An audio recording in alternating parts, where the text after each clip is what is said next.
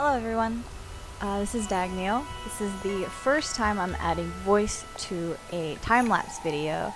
I'm doing this because I dumbed out on this video and I'm actually missing like 45 minutes worth of work, sort of in the shading stage, towards the really end. But I thought, well, I have all the rest of the video anyway, so instead of doing like a full time lapse, I'll just do one where I answer a couple questions that I have received in the past on like different social media. I have a Twitter and an Instagram if you would like to follow me.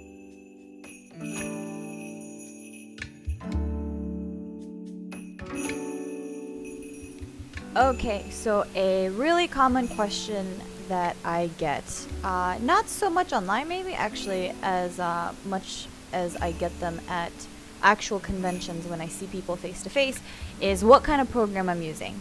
For those of you who have already seen my videos, I work with a program called Krita.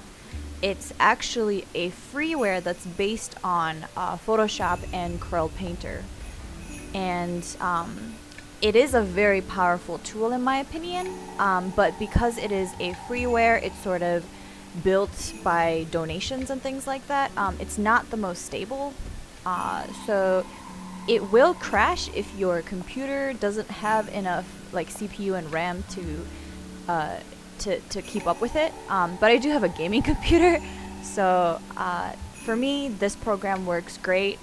It gives all of the nice brushes and effects and layers and things that Photoshop does, but it's free.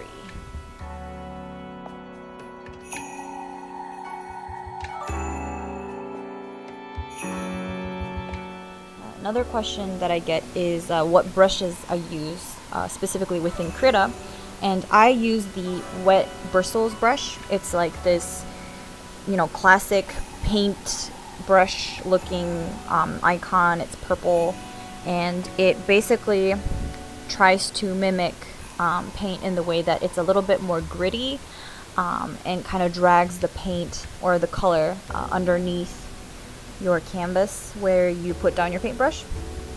So a good 60-70%, about 2/3 of my drawing is done with that brush. So that's the brush that I do render with, and do a lot of the detailing and things like that. The other, 1/3, I use a lot of the airbrush to get sort of softness and to lighten certain areas, darken certain areas, and things like that. I also use like the HB pencil pen if I'm doing some sketching, the sponge brush if I feel like I need a little bit more texture and things like that. But I am under the impression that it really doesn't matter what brushes you use. And to be honest, it doesn't even matter what paint program you use. I think you just need to be able to use them comfortably. If you work comfortably in Paint Tool Side, that's great. If you work good in, Fire Alpaca, that's great. You just need to find something that works for you and for your art.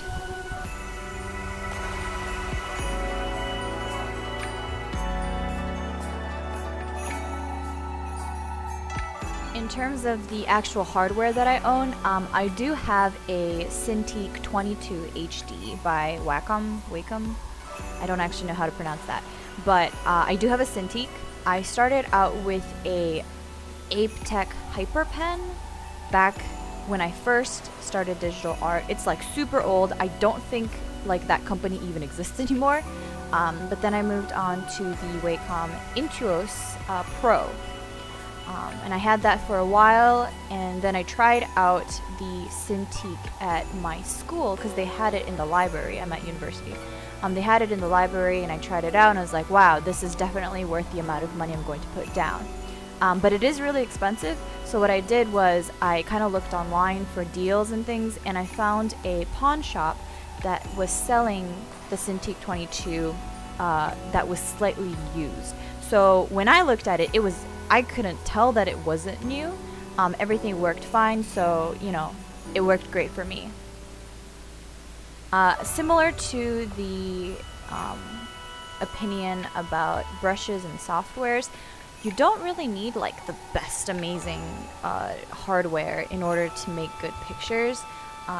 What I've noticed is that when I made the jump from the regular like Intuos tablets to a Cintiq, it made my art go faster, just because the amount of control Zing I was doing reduced a lot.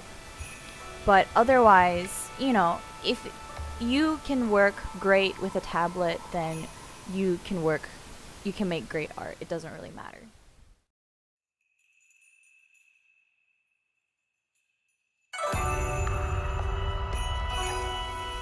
Another common topic for conversation is art block and how to get around it. For me personally, when I have an art block, I actually stop what I'm doing. So if I'm drawing a picture and I just really don't like it, or I'm trying to finish up something and I can't kind of get what's in my head onto that canvas, then I actually drop what I'm doing and either do something completely different in terms of art. So for example, if I'm working on something that's rendered really like at a high detail, then I would actually stop and do something much more chibi, much more cute, something that you might see on like acrylic charms and things, or vice versa.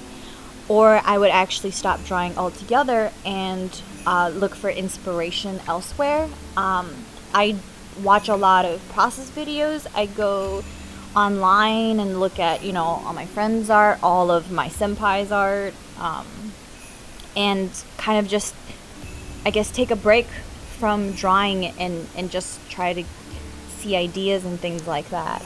And that's actually why I like making process videos a lot, is because I have found process videos to be really, really helpful.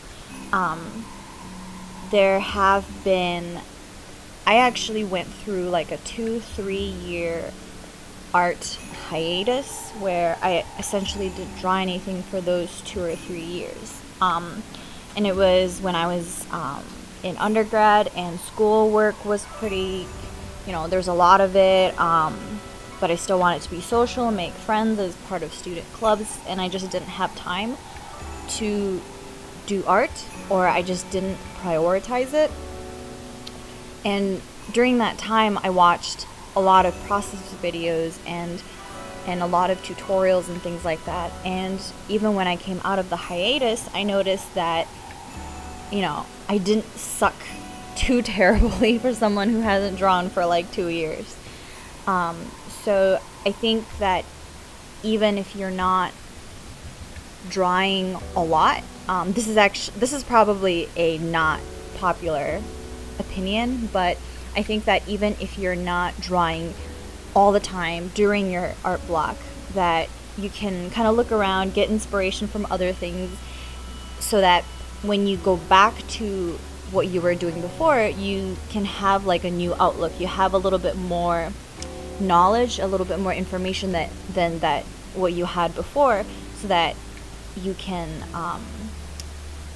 I guess try your hand at it again, and hopefully this time you'll be a little bit better prepared to tackle what you were doing before.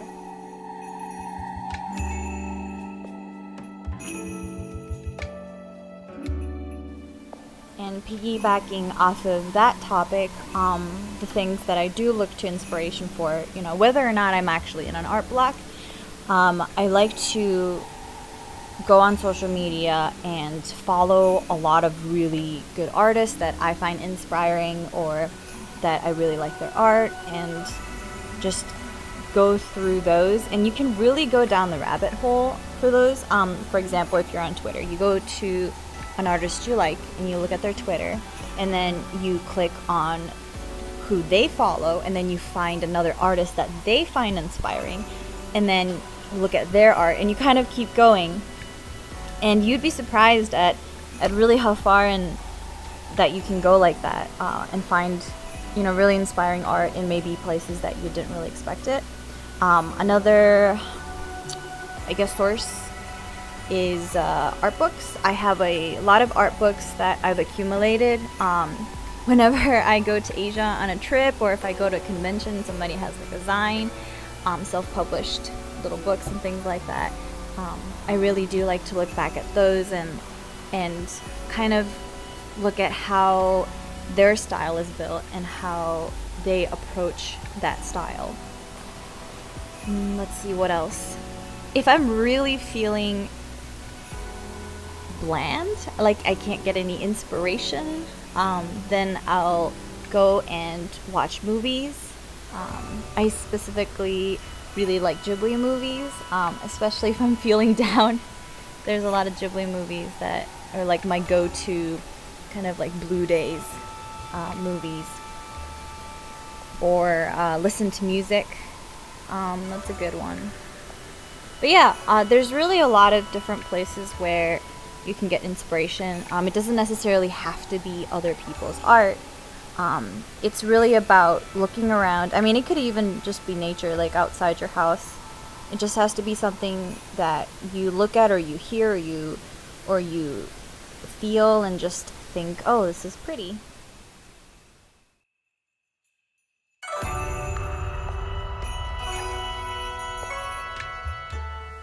Okay, I think that will be it for this video. I hope my answers helped you guys, even if it's a little bit, and not just in understanding, I guess, the programs and the software and the hardware that I use, but also kind of what goes through my mind when I'm looking for inspiration or if I'm art blocked and things like that. So please let me know if it did help you. That would make my day. And please let me know if you have any other questions or if you have suggestions for, you know, any Q&A that I could do in the future. I don't know. Okay, thanks.